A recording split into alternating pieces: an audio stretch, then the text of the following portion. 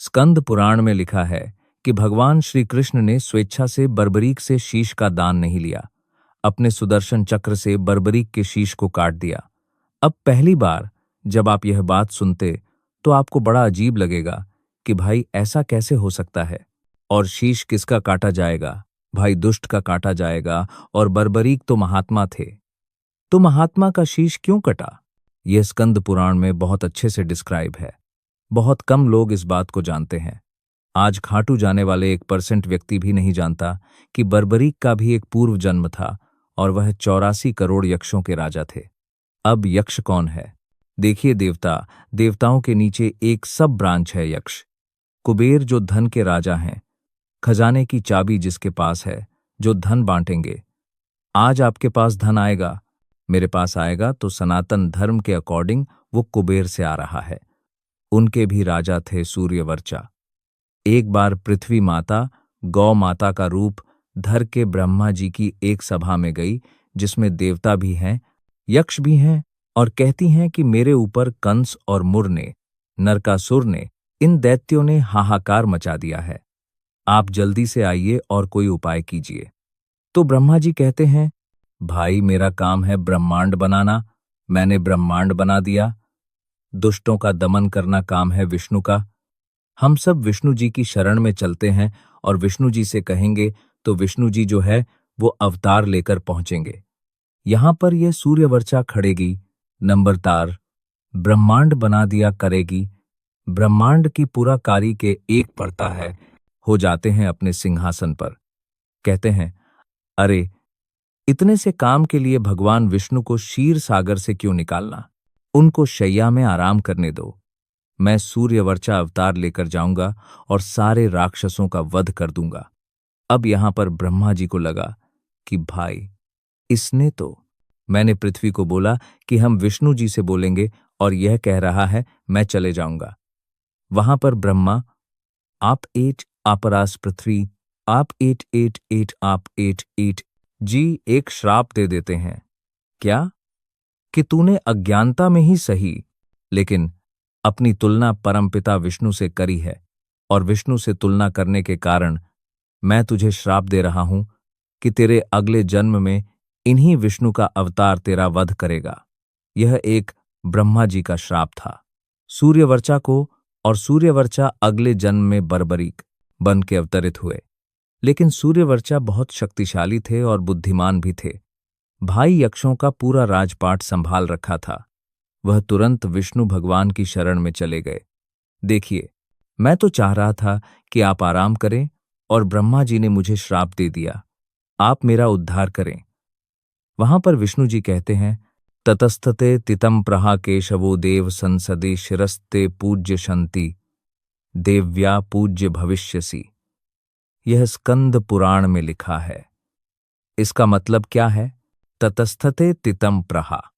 तब उस देवसभा में केशवो यानी भगवान विष्णु ने संसदे देव संसद में कहा, शिरस्ते पूज्य शांति देव्य पूज्य भविष्यसि, लोग तुम्हारे सिर की पूजा करेंगे।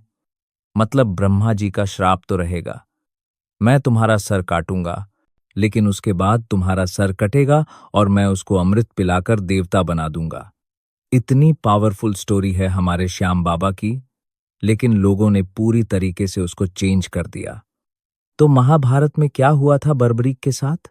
महाभारत में बर्बरीक के साथ क्या हुआ था?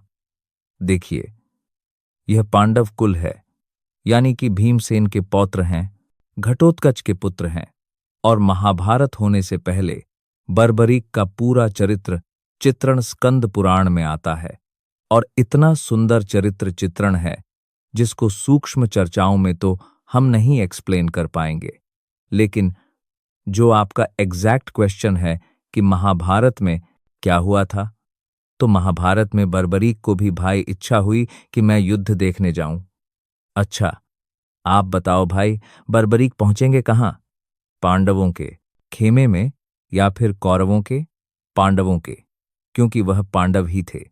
पांडवों के खेमे में वह 14 वर्षीय बालक अपने अक्षय तरकश को लेकर और घोड़े पर सवार होकर पहुंचा।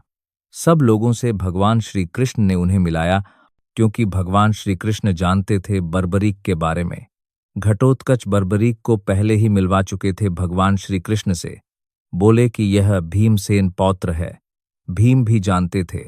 स्टोरी में तो यहां भी आता है कि बाबा ने यानी बर्बरीक ने अपने दादा को अज्ञानता से युद्ध किया और हरा दिया।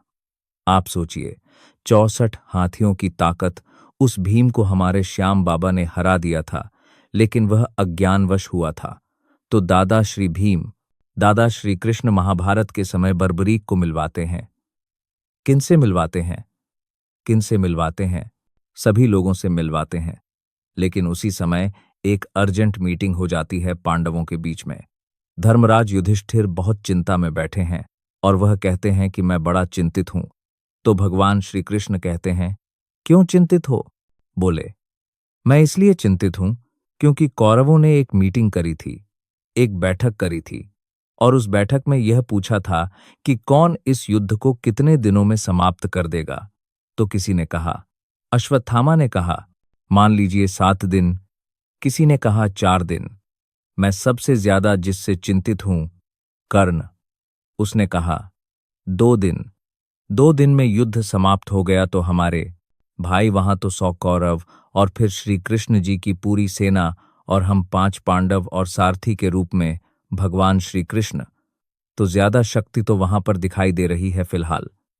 मैं ये पूछता हूं कि मेरे योद्धा इस युद्ध को अकेले अगर लड़ने भेज दिया जाए तो कितने समय में समाप्त करेंगे? सब अलग अलग क्लेम करते हैं। अर्जुन कहते हैं, मैं 1 दिन में समाप्त करूंगा, और तुरंत बर्बरीक यानी श्याम बाबा खड़े होते हैं वहां पर और कहते हैं, क्षमा करो दादाजी, 1 दिन बहुत ज्यादा है, मुझे मौका दो। मैं 1 दिन में नहीं, मैं 1 मुहूर्त में युद्ध को समाप्त कर दूंगा। और 1 मुहूर्त अगर हम वर्तमान गणना के हिसाब से चलें तो 48 मिनट के बराबर होता है। अच्छा, लोगों को यकीन नहीं हुआ वहां पर, क्योंकि एक बालक जिसके तरकश में थोड़े से बाण दिखाई दे रहे हैं, एक धनुष लेकर खड़ा हुआ है। वह कह रहा है 48 मिनट चाहिए। तो हंसने लग जाते हैं सभी। खुद उनके दादा अपने पोते पर हंस रहे हैं कि पोता जो है ना, वो थोड़ा ओवर कॉन्फिडेंट लग रहा है। भगवान श्री कृष्ण कहते हैं, बर्बरीक पर संदेह मत करो। इसने महिसागर संगम तीर्थ में जब तपस्या करी थी तो 9 करोड़ 9 कोटि पलासी दैत्य को 1 मिनट में मारा था। यह एक और पार्ट है कहानी का। खैर, भगवान श्री कृष्ण कहते हैं, बर्बरीक, तुमने इनको बता दो कि तुम ऐसा कर सकते हो या नहीं कर सकते हो। बर्बरीक कहते हैं, अभी लीजिए। बर्बरीक अपने तरकश से एक तीर निकालते हैं। धनुष की प्रतंचा पर वो बाण चढ़ाते हैं, देवी को याद करते हैं, और जैसे ही बाण छोड़ते हैं तो उससे एक सिंदूरी भस्म निकलती है। सिंदूरी मतलब ऑरेंज कलर का एक भस्म निकलता है जो यज्ञ की भस्म होती है। वो सिंदूरी रंग की भस्म निकलती है और वहां पर जितने भी योद्धा उपस्थित थे सबके मृत्यु मर्म स्थल पर लग जाती है। मृत्यु मर्म स्थल मतलब वो पर्टिकुलर जगह जहां पर तीर लगकर किसी की भी डेथ तय है। अब कहाँ लगी? भाई कर्ण की गर्दन पर लग गई, दुर्योधन की जंघा पर लग गई, भीष्म पितामह के रोमों पर लगी। वो भीष्म क्यों लगी रोमों पर? क्योंकि भीष्म पितामह के एक एक रोम पर बाण गया था। और तो और भगवान श्री कृष्ण के चरणों पर भी लग गई वो सिंदूरी भस्म। क्योंकि मैंने क्या बताया, चाहे पांडव हो चाहे कौरव हो, सबके मृत्यु स्थल और भगवान श्री कृष्ण का मृत्यु स्थल भी था। क्या था भगवान श्री कृष्ण का मृत्यु स्थल? पैर। सबने पूछा, यह क्या हुआ? बोले, मैंने सबके मृत्यु स्थल का अवलोकन कर दिया अपने बाण से। अब दूसरे बाण में जिसका भी नाम होगा यह वहीं पर जाएगा। मतलब इधर उधर कोई टारगेट सेट ही नहीं करना है। मुझे पता है यहां पर मरेगा, वहीं जाकर बाण मार देगा। और जैसे ही बर्बरीक दूसरा बाण प्रतंचा पर चढ़ाते हैं, बस प्रतंचा खींची होती है। इतने में भगवान श्री कृष्ण सुदर्शन चक्र निकालते हैं और बर्बरीक का शीश अलग कर देते हैं। चारों तरफ तराईमाम मच जाती है कि एक 14 साल का बालक जो हमें युद्ध जिताने ही वाला था, उसका वध क्यों किया? सब भगवान श्री कृष्ण को बुरा भला कहने लगते हैं। भीम बेहोश हो जाते हैं, मेरे पोते को मार दिया। घटोत्कच मूर्छित होने वाले हैं।